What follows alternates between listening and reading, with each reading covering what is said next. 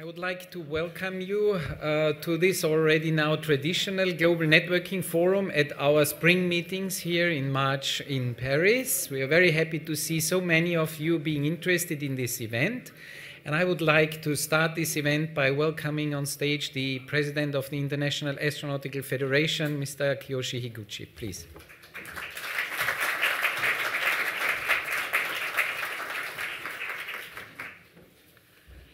Good afternoon. Okay. Distinguished guests, ladies and gentlemen, as IF President, I thank you all for being with us today to share the exciting moment. At the IF Global Network Forum, so-called GNF, invites you to talk about one of the most attractive topics in space, COP21. COP21 results and the impact on the space activities, and the concept presentation of the Moon Village. I'd like to express my sincere appreciation to all, especially the 5 excellent speakers, Dr. Gall, Dr. Graf, Mr. Somanath, Mr. Ishida, Professor Werner, and Ashbafar as the moderator for being here to make this event so impressive. Climate change is the urgent matter for all of us. As you all know, on 12th December 2015, 195 countries had gathered to adopt the Paris Agreement to tackle with this challenge. It was a truly historical moment. In that agreement, it is clearly stated that every 5 years, all nations need to set more ambitious targets, report how they implement their target through the transparency and the accountability system. I believe that space technology will definitely contribute to this aim and will be the most powerful tool.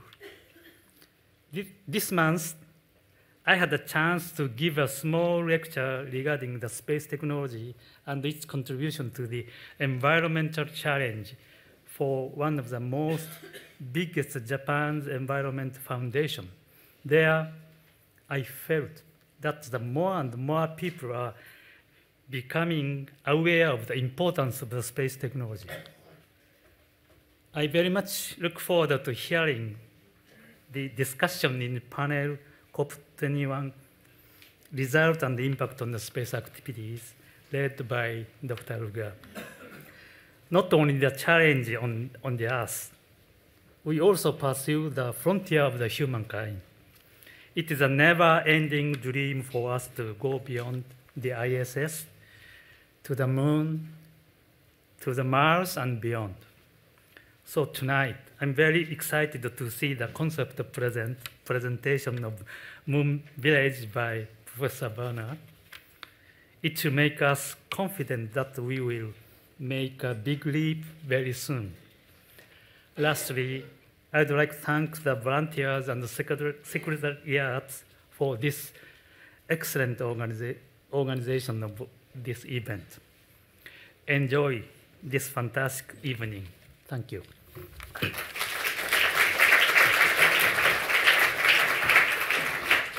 And with this, we are already with our first topic of this evening, which is titled COP21 Results and Impact on Space Activities. And I would like to welcome on stage the moderator of this panel, Dr. Josef Aschbacher, Head Program Planning and Coordination of the Earth Observation Directorate of the European Space Agency. Please.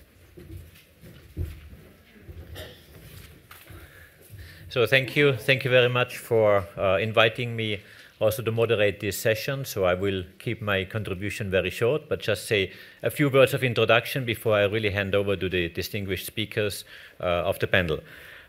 Maybe I could ask already the speakers to join me on stage. There are seats reserved, and then once your presentation will come, if you could then please come to the podium. So could I please ask Mr. Jean-Yves Le Gall, Jim Graf, Mr. Somanath from ISRO, and Ishida to come on stage. Thank you.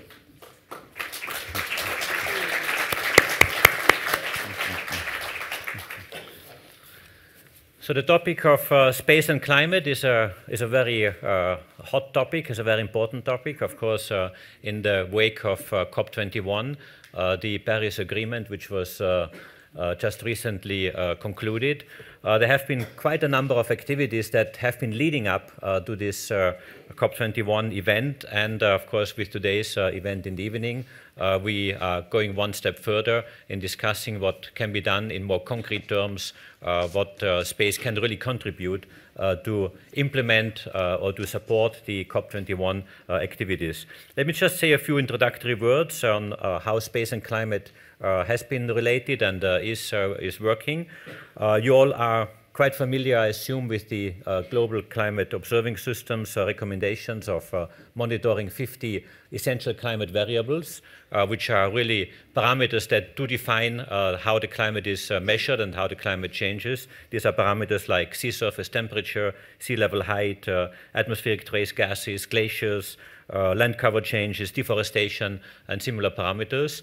And out of these 50 essential climate variables, about half of them, 26 to be precise, can be measured from satellites on a routine basis. And I think this is already highlighting how important space is in monitoring parameters of climate.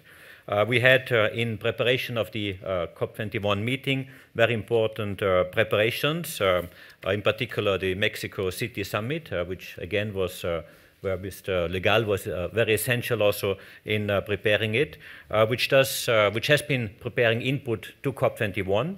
Now this will be followed up by a New Delhi declaration, which is yet to come, but which is in preparation, both prepared by the heads of space agencies to really see and put down on paper what, in particular, space can contribute to this topic. It is clear this is an international effort. Climate is global by definition.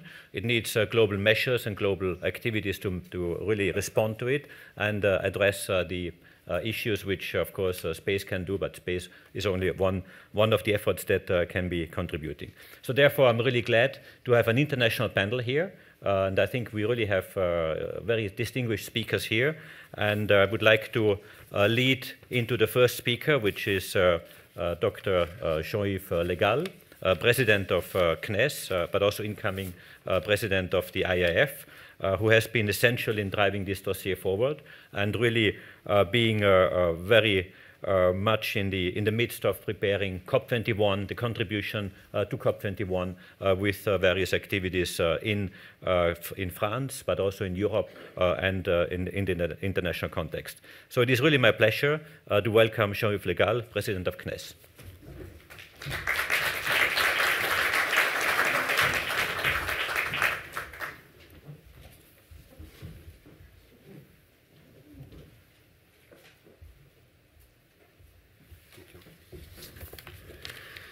So thank you, Joseph, and good evening, ladies and gentlemen. And I want to tell you that I am very pleased to have the opportunity to speak here tonight. First of all, because of course we are at the IIF spring meetings, and I used to participate every spring to these meetings, let us say, for a very long time. The second point, because we are in Paris, and I want to thank all of you to be here in spite of an environment that everybody knows, but to attend this meeting in spite of all. It's very important, I think.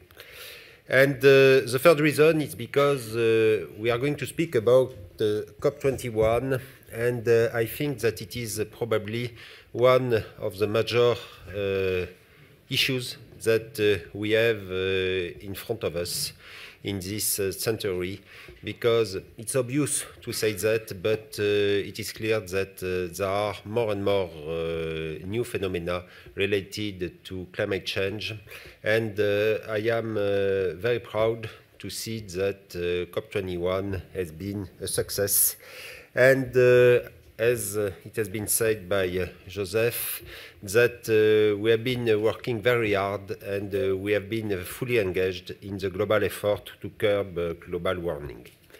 A few words perhaps to remind what has been done to prepare the space panel of COP21.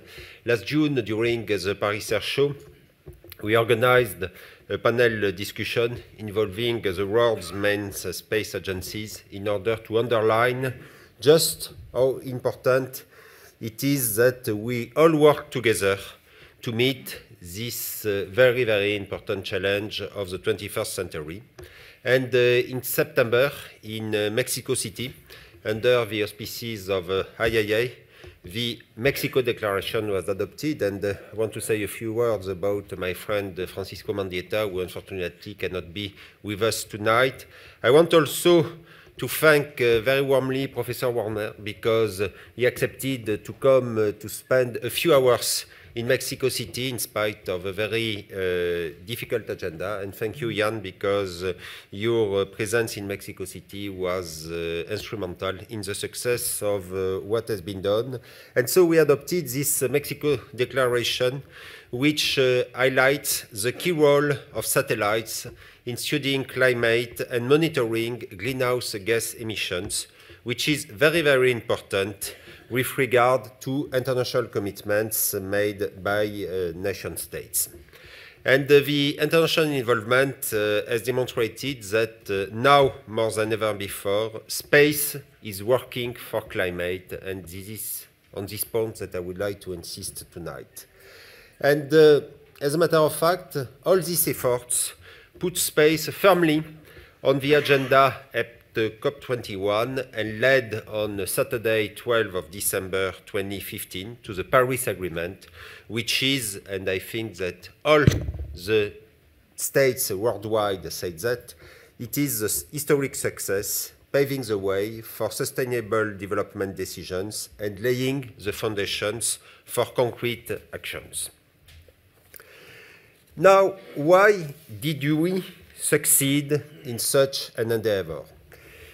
I think that to understand the processes which are at work and to qualify possible measures to be taken, the diagnosis must be global.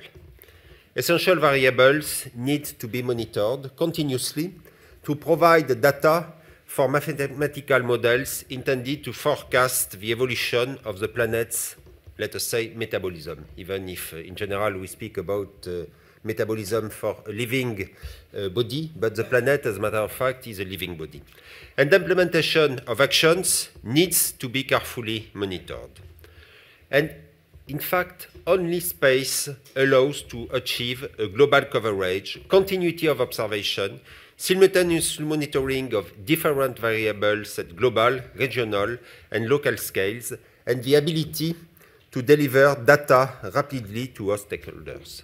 And the point which is very important, and I convince the French President, President Hollande, to quote this number, is that out of the 50 essential climate variables, ECVs, 26, more than half, can be observed only from space. And with these two magic numbers, 50 and 26, I think that we convinced all the politicians how much space is important. And for the first time ever today, we are depending on space assets for our survival.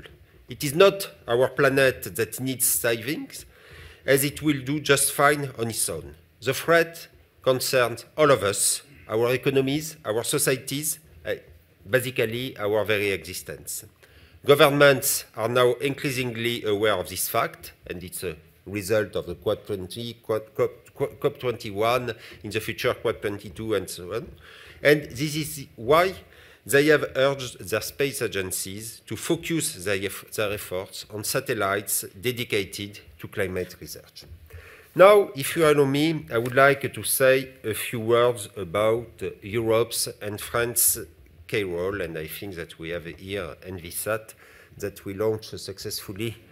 My previous job with Ariane 5, it was on the 28th or 29th, I don't remember, February 2002. And it has been, as you know, a huge success, probably one of the most beautiful success of the European Space Agency. And it is clear that in this changing world beset by climate change, no single nation can tackle this challenge alone. Cooperation is vital, and this is particularly true for space. And this is why all CNES missions are developed in close cooperation with our partners. In Europe, of course, we work with EUMETSAT to further its meteorology program by supplying YASI and YASI-NG atmospheric sounding instruments. And besides significantly improving short-term weather forecasts, these instruments are also providing new insight into the atmosphere composition, and perhaps it's the most important, they will extend the data record to more than 30 years, an essential condition for continuous monitoring of climate change. We are also, of course, working with ESA.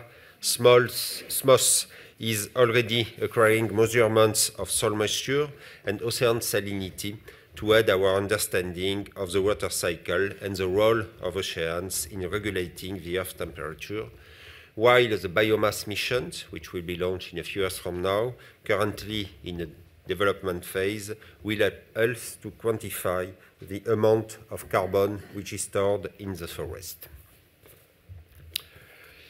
Also, in Europe, CNES, French research laboratories, industry are contributing to the climate change initiative. And this initiative will lead to future operational climate observing services to be delivered by the Copernicus program. And we are very closely involved in this work through the development of the Sentinel satellites and of thematic data centers like the Sentinel Product Exploitation Platform, or PEPS for short. Last but not least, satellites will monitor the decisions taken by governments by measuring greenhouse gas emissions. And we are presently working intensively on two missions: the Merlin French-German satellite, focusing on the impact of methane, which is a very potent greenhouse gas, and the microcarb satellite. This is an initiative that we took last year and which has been decided very recently by the French government. I received the day before yesterday a letter from our Prime Minister explaining that France will mobilize the budget to have an instrument to measure the distribution and dynamics of carbon dioxide in the atmosphere. And I am sure that in the future, the role of satellites for these applications will increase, creating a new ecosystem devoted to climate control monitoring. A few words about the effort which is made worldwide. As you know, we have a very long heritage of cooperation with nations outside Europe. With the US, we are working alongside NASA and NOAA to measure ocean topography with the JASON series of altimetry satellites, and with SWOT in the future, which will also have the capability to measure surface water height. We are also collaborating on the Calypso mission, studying clouds and aerosols.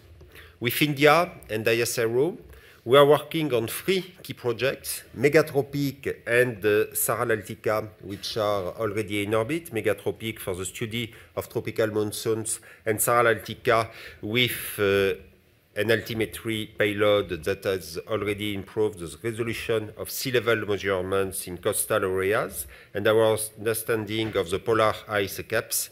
And we just signed a few weeks ago, when President Hollande paid a state visit to Prime Minister Modi, a new environmental monitoring satellite operating in the thermal infrared. And we have also a cooperation with China, with CFOSAT, which is a satellite to be launched in a few years to enhance our understanding of ocean atmosphere interfaces through combined wind and wave measurements. Now, a few words of the global cooperation. Climate threats and extreme weather events are the plagues of our modern age. And more than ever, it is the global essence of space and its spirit of universality that must inspire the actions we have to take today for the benefit of our economies in the short term and, in fact, our very survival in the longer term. And in the face of these threats, space today has a unique responsibility on its shoulders. Space agencies cannot provide the solutions to curb climate change, but I am sure that without space agencies, no one ever will. The joint endeavor associating space agencies worldwide has proved to be very effective and beneficial for our field of activities, both at national level by raising the awareness of our governments of the benefits of space, and at global level by making space an integral part of one of the most important challenges of this century. A few words to conclude, because I am sure that we are facing a kind of new sense of urgency. As it has been said by Joseph Faberer, we have a next symposium in New Delhi early next month. It's the APRS 2016, and it will be one of the first meetings of the year where many space agencies will be present. We will have a big number of leaders of space agencies, and it will be an excellent opportunity to maintain this momentum and to reflect about implementing and following up on the COP21 Paris Agreement.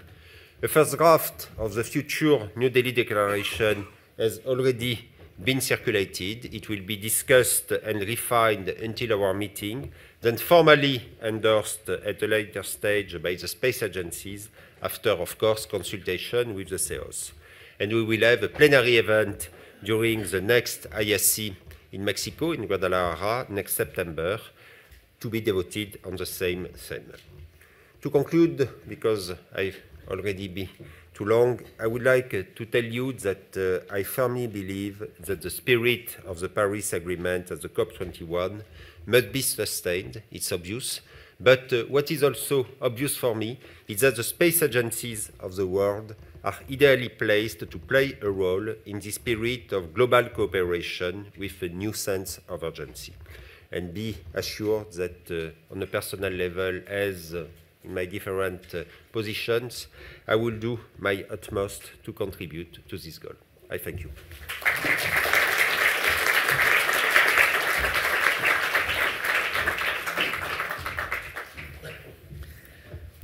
Thank you, Jean-Yves. I think this was really an excellent view of what happens at global scale in responding to COP21 through the mechanisms of the heads of space agencies and also the French contribution. If you allow, I would introduce the next speakers, and then afterwards we will have questions, answer sessions as time allows. So therefore, I would like to go straight to Jim Graf, who is Deputy Director of the Earth Sciences and Technology Directorate at the JPL of NASA. He has a long 30 years of experience as project manager, working on various missions, including Earth orbiting quick spectrometer mission and the Mars orbiting reconnaissance orbiter mission, I understand. So Jim, the floor is yours for your contribution. Thank you. Please bear with me for a moment. We're going to switch computers. There's an incompatibility between a Mac and a PC, something I'm sure you've all had experience with.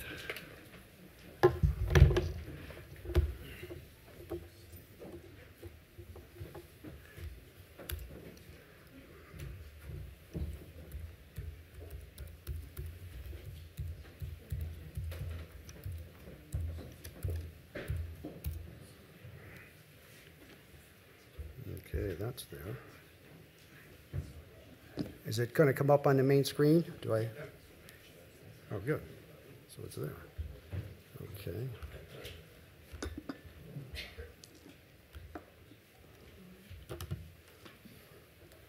It would help if I started at the beginning.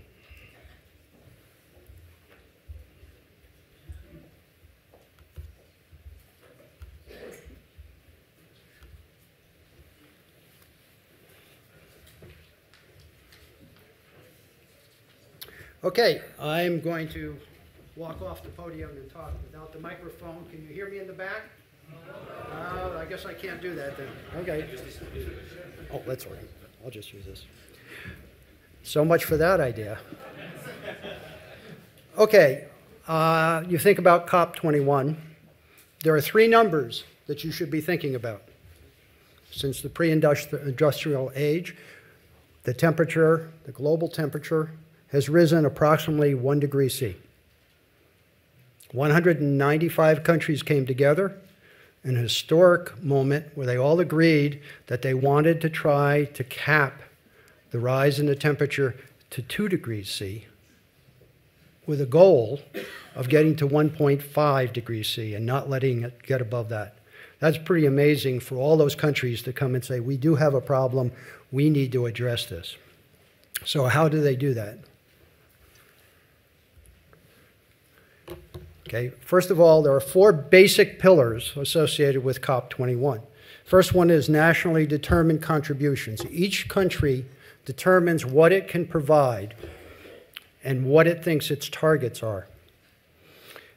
And critical to that is doing trend monitoring, looking at what you're producing and how you're doing against that.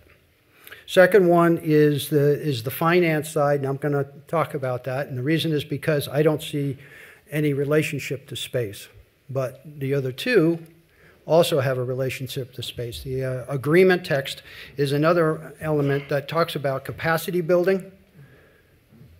And as we heard earlier, stock taking. Every 5 years going out trying to say, how much CO2 are we generating? What are we putting into the atmosphere? How are we doing against our own goals? And lastly, you have the Lima-Peru agreement, which starts looking not at countries, but at subnational levels, states in the United States, commercial entities around the world. They are taking their own contributions and trying to lower them on their own. So all of those are important. So what I thought I'd do for you today is talk a little bit about what they are doing at COP20, where they're going on COP21, but I'm also going to try to talk about the 3 areas I have circled here as I go through the next couple of view graphs. So what is trend monitoring? Well, if we go and we look at a subnational state like California, we start saying, okay, what is their objective? And you can see here they want to achieve an 80% reduction of where they were in 1990.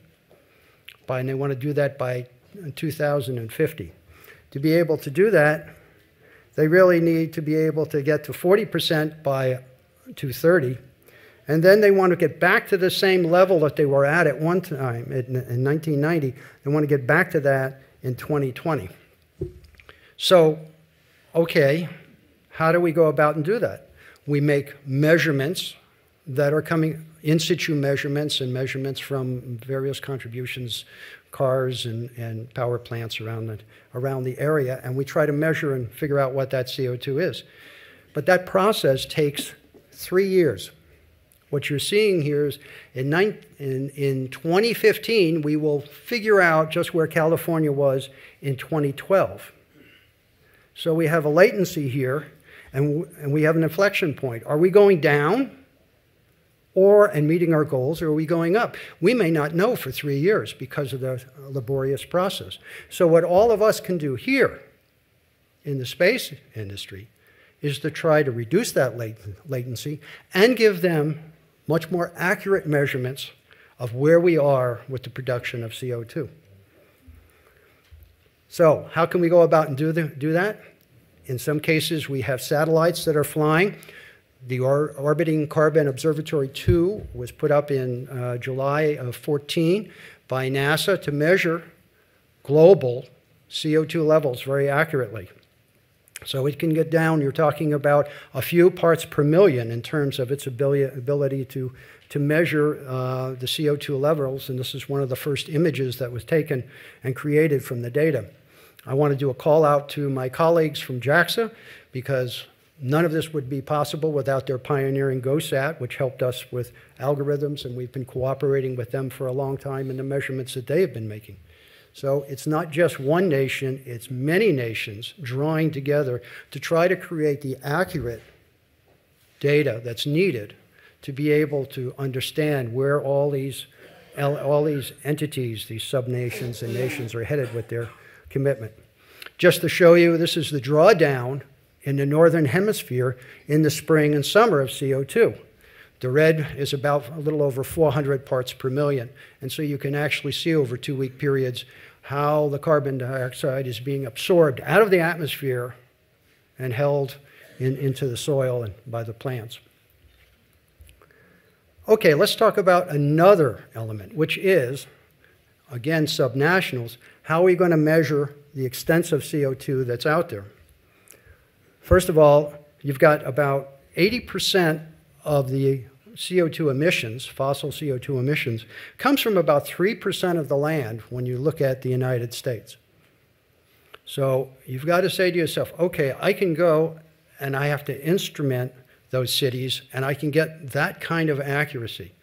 But what about the other 99 or so, 100, the other 20 percentage points?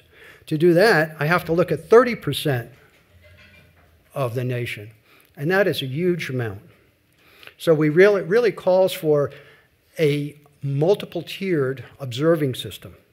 There are many cities, including Paris now and Los Angeles, that are part of a megacities capability where they're actually measuring the CO2 from the bottom up and trying to determine what their contributions are and what the reductions will be in the future. There's another way we can do that from space.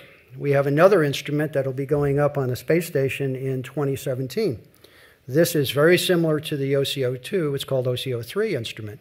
But instead of looking at a global measurement, accurate but over a large spatial area, this instrument will come along and will also be able to target different cities and be able to look at what they are getting. Let's see if it's working. This is a simulation of what it'll be able to do. In one pass, it'll be taking multiple data takes and be able to give us a sense of what, at that particular point in time, is the production of CO2 in the different cities. These are just a couple of examples of what we, all of us, have to do in order to be able to make COP21 a success. I'll give you another example. If you look on the left, you'll see an image from GOSAT, and they measure not only CO2, but another greenhouse gas, methane. And in this particular case, you'll see a very red dot there. Now, note the scale. We're talking 100 kilometers across, but nevertheless, you're seeing a very big target, that's a red bullseye that says there's something wrong here. So we actually flew an aircraft over the area. We determined there were oil derricks going on there. There were dairy farms going on. And we were able, with the airborne instruments, to pinpoint exactly where the methane was coming from, be able to tell the different organizations, in fact, that's what's happening. And they were able to mitigate the amount of methane that was going into the atmosphere. So this is an example of how we work from space all the way down to airborne and all the way down to the ground in order to be able to create this data set that we need to establish whether we're actually making the goals, the critical goals that we want. The instruments that we have, we can fly. We're flying CO2, OCO2, GOSAT. They're making global measurements of CO2. We have others on the space station in the future that'll come along and measure targeted emissions. Of course, the Holy Grail would be have this in geosync and have a staring eye on the whole hemisphere. And we'd all like to be able to get to that level if we can. So just to leave you in summary, what do we have? We have a diverse set of measurements that we have to make. We have to make biomass measurements. We have to go ahead and understand fire activity. We've got to go ahead and look at the emissions, both from CO2 and hopefully from methane.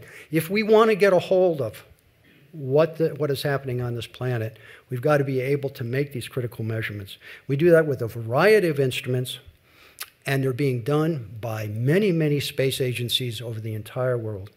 As we've heard earlier, ESA, CNES, Germany are working on different missions, Merlin and the Sentinels, In the United States, we're providing that. In India, we're working together on a SAR to be able to measure the biomass. And China is producing TANSAT, which we believe will be launched sometime this year, and that'll be providing more CO2 measurements. So it's a community effort. All of us have to work to make these measurements that are needed to be able to really put some teeth into what has been developed in COP21. So thank you.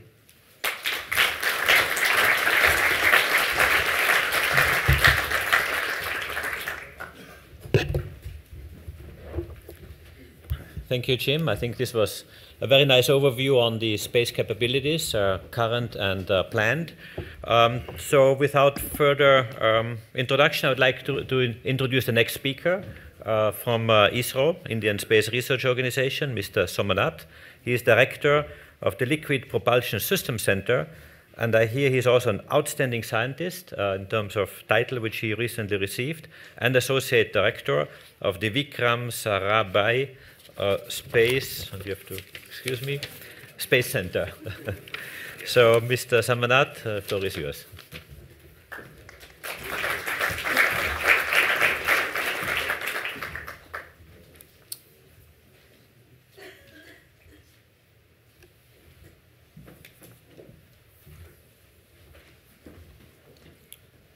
Mr. President, IEF, distinguished panelists, ladies and gentlemen. Climate change is something that is affecting all of us. That's why even if I being not a climate researcher myself, only a rocket scientist, concerned about the climate change.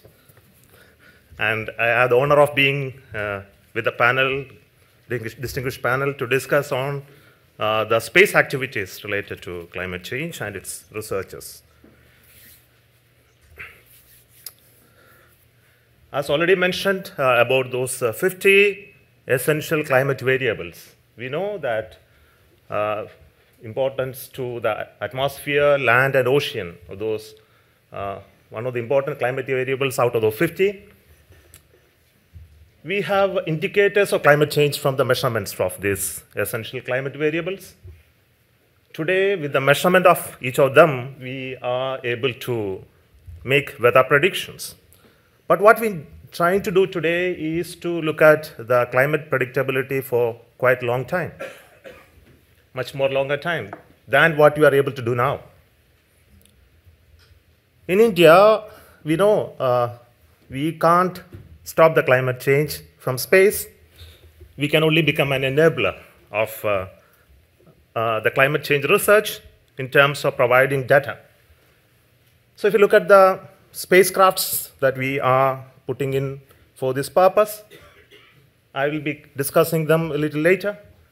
We already mentioned about the Tropics, which is a joint French spacecraft. And this is specially designed to study the cycle of convective systems and their role in the energy and moisture budget of the atmosphere in the tropical regions. We have also the OceanSat-2, which is having an ocean color monitor sensor, which is providing the chlorophyll distribution, and also the wind vector data to the global community. Now it's not functional. We have the Argos and Altica, which is a part of the Saral spacecraft, which is again a joint ISRO's CNES mission, which is providing data to the scientific communities in terms of the marine meteorology, ocean state forecasting, operational oceanography, climate monitoring, ocean earth systems, and related research. Another spacecraft which you have is the INSAT 3D, which is a multi-channel sounder and imager, which is primarily targeted for weather forecasting in addition to communication. Here, the atmospheric sounding system provides vertical profiles of the temperature, humidity, integrate ozone from surface to top of the atmosphere. We have an improved imaging system that images low flow fog clouds, estimation of sea surface temperatures with better accuracy. and high spatial resolution in both visible and thermal infrared bands.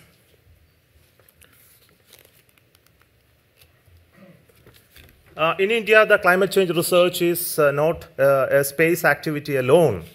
As we mentioned, that we can do only 26 out of those 50, but then it needs to be supplemented by very large measurements from the field, from the ground, and it needs to be coordinated by organizations other than space. So we have in India the Ministry of Environment, Forest, and Climate Change is responsible for the coordination of this activity, including political and international cooperation. And we have established a Center for Climate Change Research in one of our institutions of repute, which looks at the computing facility establishments and also have many universities working on large-scale climate research program. And Indian Space Research Organization supports these research programs through our space segment in terms of the spacecrafts and sensors. We have an ISRO Geosphere Biosphere Research Program, and also NICES, which is a National Information System for Climate Change and Environmental Studies, which is having its own portal in dissemination of the data across ministries, departments of Government of India, and also researchers world over. And this activities in Indian Space Research Organization is carried out through many centers. We have a Space Application Center called SIC, which we have a National Remote Sensing Data Dissemination Center. We have other physics-related laboratories, like the Physical Research Laboratory and the National Atmospheric Research Laboratory, which do the fundamental research in these areas.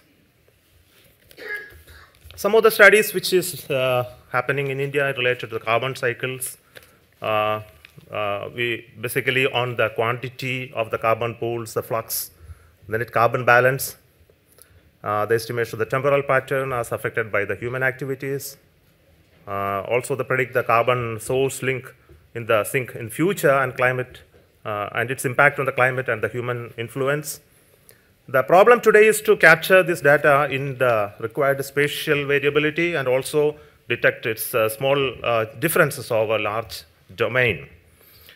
So we have established this ISRO Geosphere Biosphere program, which looks at putting instruments at different locations, including flux towers and to evaluate the net carbon exchange, to study the land use changes, deforestation, forest biomass estimations, ocean and coast studies, soil pools and fluxes across the vast territory of India.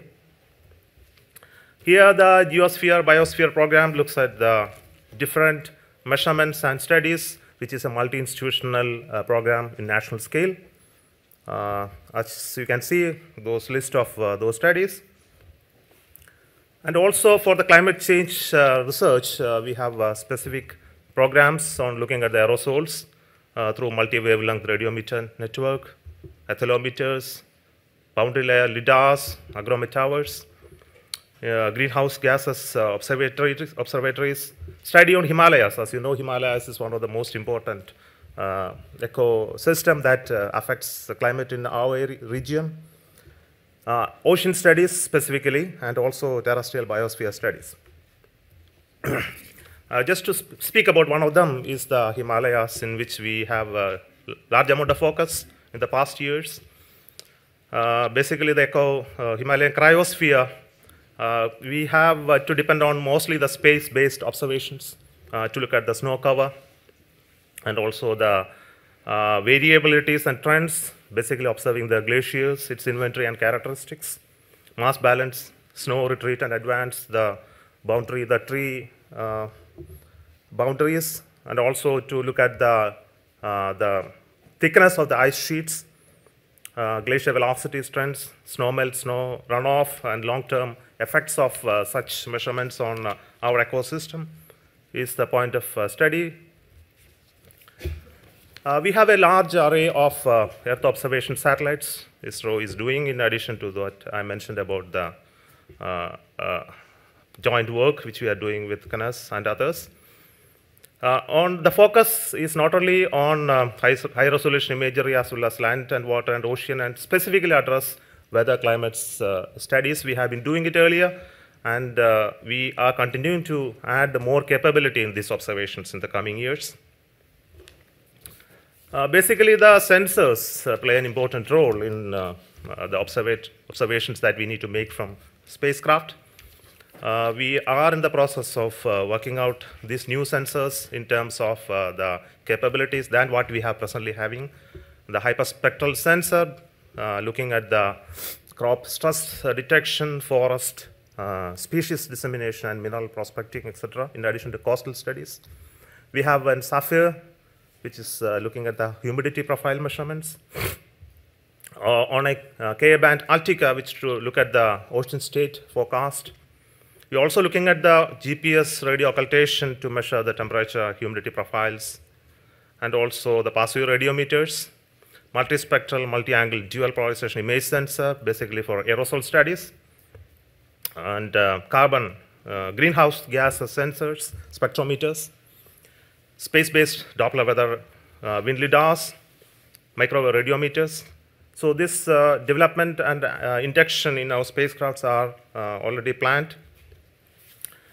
If you look at the spacecraft that we are going to put up in the coming years, we have the left side, all the parameters that we need to measure at different zones, from the ocean, wind, temperature, humidity profiles, and also the current capability in terms of the spacecrafts in the ocean sat, and some of the data which we are sharing from the other international provide data systems, INSAT 3D, Sapphire, etc. And the capability will further enhance by inducting new spacecrafts, OceanSat 3, 3A.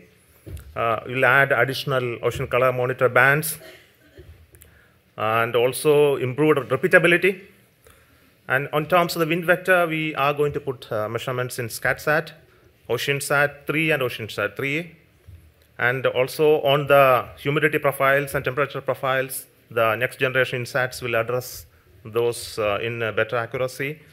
And we have a plan to look at the humidity profile measurements further beyond this year, which is in the formulation. So with this, I'll conclude my presentation on our work which we are doing in ISRO, specifically addressing the COP21 issues.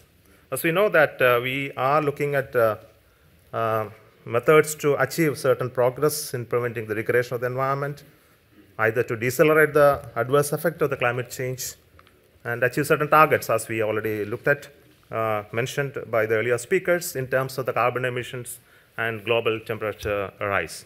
And I'm sure our efforts in ISRO will also help the global community in terms of the data and the science that we are able to make out of it.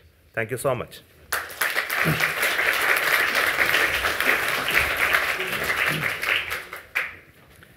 So thank you, Mr. Somanath. So we turn further east on the globe, and we come to JAXA. Mr. Chu Ishida, Senior Chief Officer of Satellite Applications at JAXA, has come to Paris to talk about the Japanese efforts on climate change. We have already heard GOSAT, and I'm sure we will be well briefed on the different opportunities and contributions of Japan. Chu, the floor is yours. Thank you very much. Thank you very much, Joseph. Distinguished audience and ladies and gentlemen, it's a great pleasure to be back to Paris. But only one problem was that my luggage was not delivered. So I'm sorry for my casual dressing, but I'd like to present JAXA contribution to climate change monitoring. And I'd like to start with CEOS. CEOS stands for Committee on Earth Observation Satellite. This is an international coordination body of the satellite observations. It has 59 agencies, and then these 59 agencies operate more than 130 satellites. And JAXA had a great pleasure to chair this committee last year. And one of the focus was to try to define the role of satellites in a major international framework. their World Conference on Disaster Risk Reduction in March, and the Sustainable Development Agenda in September, and the COP21 in December. And then you already know the result of the COP21, so I'd like to talk about its impact on JAXA's Earth observation program. JAXA has been promoting its Earth observation program with aim to make a tangible contribution to UNFCCC and IPCC. And JAXA contribution include for both the mitigation and also adaptation areas. For the mitigations, we are promoting greenhouse gas monitoring and also forest monitoring. For adaptation areas, we are promoting water cycle monitoring and also agriculture monitoring. JAXA has been contributing and will be contributing to systematic observations and research of UNFCCC's booster, subsidiary body for science and technical advice, by providing data on essential climate variables. JAXA would like to see its mission's contribution to IPCC Assessment Report 6, and also its special report to be prepared to respond to 1.5 degree limit requirements. So I'd like to introduce some of the activities for the climate change monitoring. First is a GOSAT. And the GOSAT was launched in 2009, and then we have accumulated more than 7 years global greenhouse gas concentration. This is a CO2 concentration data. The data goes up and down and does respond to seasons. So from this GOSAT data, you can see the CO2 concentration varies dynamically, temporarily, geophysically. We can see a high concentration over mega cities. And also we can see wildfire impact on the CO2 concentration in Africa and also South America. We found that boreal forests absorb more CO2 than we expect. But the major achievement of the GOSAT was that it demonstrated it can measure CO2 concentration of the country by countries, like North America or Australia. That size of countries' CO2 concentration can be measured. Therefore, it has a potential to verify the CO2 flux of that size countries. And this is a methane emission verification case that was done by American researchers last year. And they found by analyzing GOSAT data that the methane inventory data of United States or North America was actually underestimated as much as 40%. They found it by analyzing GOSAT. And then this is the first case that the GOSAT data was used in order to verify greenhouse gas emissions. And JAXA is now developing a GOSAT 2 with a high accuracy and final resolution. And then we are targeting at to verify greenhouse gas emission of medium-sized countries, maybe 30 or 40 medium-sized countries of 500 by 500 kilometers. And the next case is forest monitoring. This is a forest, non-forest map of 2015, and that was produced by Aerospace 2, Advanced Land Observing Satellite 2, Cis Aperture Radar. And then we're going to update on this global forest map of 25-meter resolution yearly from now. And by comparing with the previous global map, we can see the forest change. We can detect deforestation. We can detect reforestations. And then we are implementing a global forest detection, change detection system in collaboration with JICA, Japanese international agencies for assistance. We are also investing on global precipitation monitoring.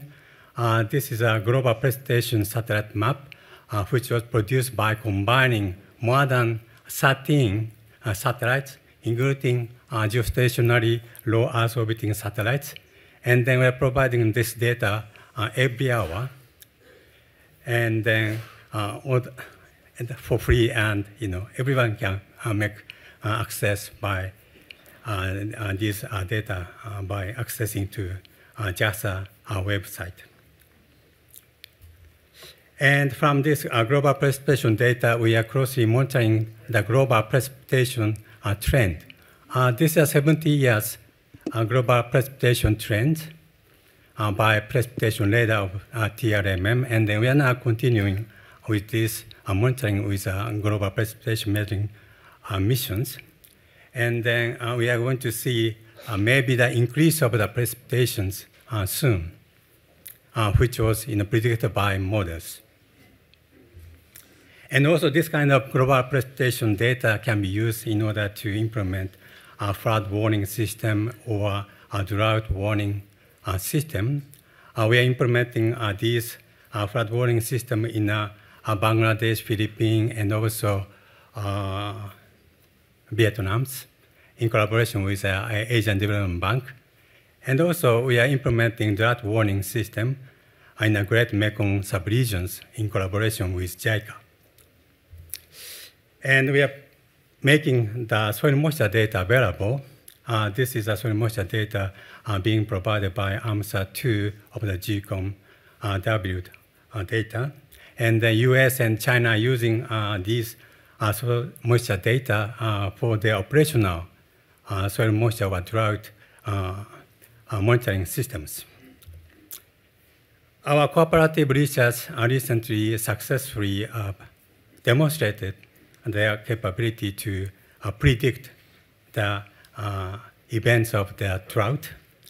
And then Professor Koike made a successful prediction of the Somalia drought 1 year before the event, and also 3 months before the event.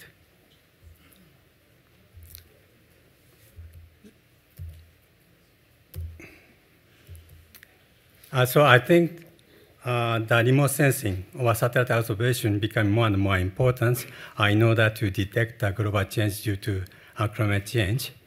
But also the data become more important to improve the certainty of the process which are included in model predictions. And then the largest uncertainties comes from the aerosol and also cloud. Therefore, we are now developing Earth Cloud Aerosol Radiation Explorer missions in collaboration with ESA to be launched in 2018 in order to improve the uncertainty of the cloud and aerosol to make a better cloud predictions. So JAXA is committed to climate change monitoring, and then we are looking forward to work with as much stakeholders as possible. Thank you very much for your attention.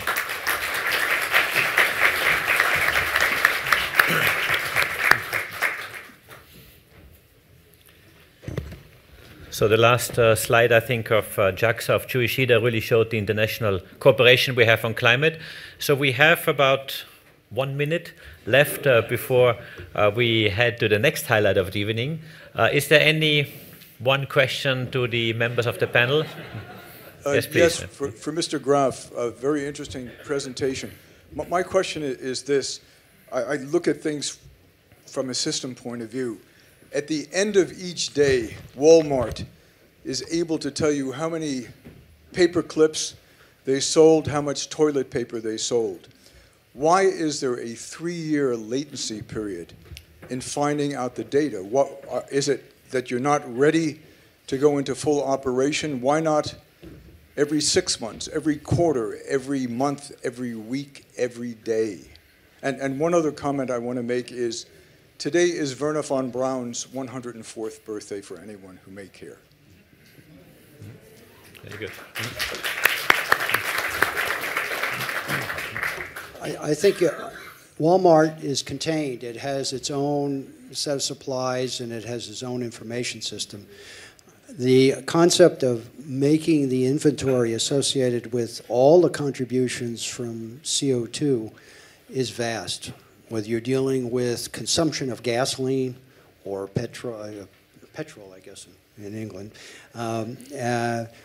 to power plants and how much coal they're burning at any particular time. It's just a very labor-intensive situation right now. It would be ideal to be able to automate all of that and get an instantaneous measurement. But right now, we've not been successful at being able to do that. So we do have this latency, and we can't tell whether the inflection point has been hit and we're heading in the right direction or if we're still going in the wrong direction.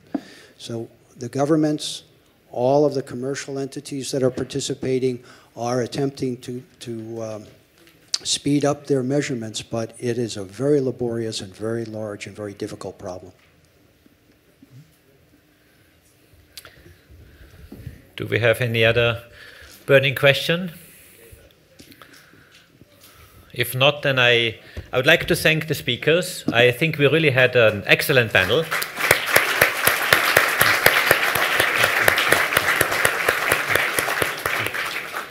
Thank you, Jean-Yves. Thank you, Jim. Thank you, Mr. Somanath. Thank you, Chu. I think it was very, very interesting. We see that climate monitoring, space and climate is really an international effort.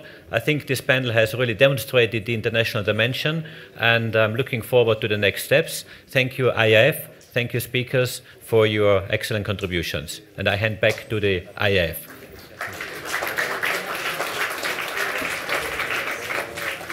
Thanks a lot to this panel for participating, and I would just like to come back to what Mr. Gall already mentioned. The IEF will follow on the developments on this topic, and if you're interested, please join us at our International Astronautical Congress in Guadalajara, where you will hear more about this topic.